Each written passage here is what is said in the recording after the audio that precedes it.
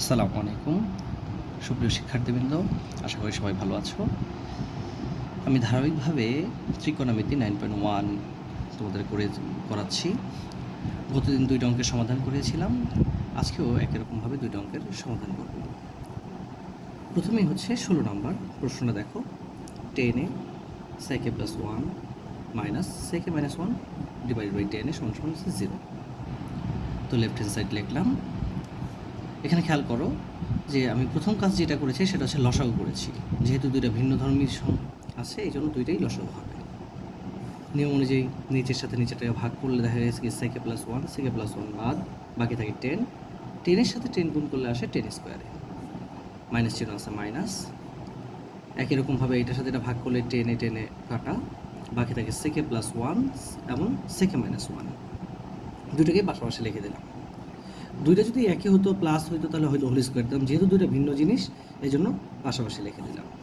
উপরে 10 square minus a plus b a minus b সূত্রটা হচ্ছে a square minus B square. 1-এর উপর স্কোয়ার দেওয়া লাগে না, একই কথা।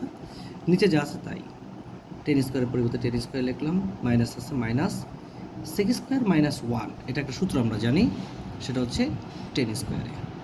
নিচে যা আছে তাই লিখলাম, প্লাসে মাইনাসে 10 স্কোয়ার কাটা চলে গেল, বাকি থাকে কত? উপরে 0, আর নিচে যা আছে তাই। 0-র সাথে যে কোনো সংখ্যাকে ভাগ করলে 0। এরপরে দেখো 17 নম্বর অঙ্কটা। এই অঙ্কটা খুব ইম্পর্টেন্ট একটা অঙ্ক। অনেক সময় দেখা গেছে এখানে পি দিয়ে করে, অর্থাৎ P square is equal to এটা প্রমাণ করতে বলে, আবার পাশে পি এর মানটা দিয়ে দেওয়া থাকে। তো লেফট হ্যান্ড সাইড কত আছে? Tan theta plus sec theta এর উপর হোল স্কোয়ার। আমরা কমন একটা সূত্র কথা বলেছিলাম যে 10 মানে হচ্ছে সাইন বাই কস, আর সেক থিটা মানে হচ্ছে 1 বাই কস থিটা, উপর স্কোয়ার থেকে স্কোয়ার। দেখো এখন লসাগু করি। প্রথমেই 2টা কস থেকে একটা কস লসাগু করলাম। কস দিয়ে কসকে ভাগ করলে হয় 1 দিয়ে সাইন দিয়ে গুণ করলে হয় সাইন থিটা, প্লাস চিহ্ন আছে প্লাস। কসকে কস দ্বারা ভাগ করলে হয় 1 দিয়ে 1 গুণ করলে হয় 1। নিচে কসের জায়গায় কস। এখন দেখো স্কোয়ারটা যেহেতু 2টার উপরেই আছে, আমি কি করলাম, এটা একটু গুছিয়ে লিখলাম। 1 প্লাস সাইন থিটা, তার উপর স্কোয়ার দিয়ে দিলাম, নিচে কসের উপরও স্কোয়ার দিয়ে দিলাম। এখন ব্যাপারটা হচ্ছে 1 প্লাস সাইন থিটার হোল স্কোয়ার, জাস্ট তাই লিখলাম। আর কস স্কোয়ার মানে হচ্ছে 1 minus sine square theta. 1 plus sine theta এর উপর হোল স্কোয়ার, যেটা এখানে একটা কমন ভুল তোমরা যেটা করো যে 1 প্লাস সাইন থিটা এর উপর এই হোল স্কোয়ারটাকে অনেক সময় লিখে ফেলো কি 1 প্লাস সাইন স্কোয়ার থিটা। এটা কিন্তু ভুল, এটা কখনোই লেখা সম্ভব না।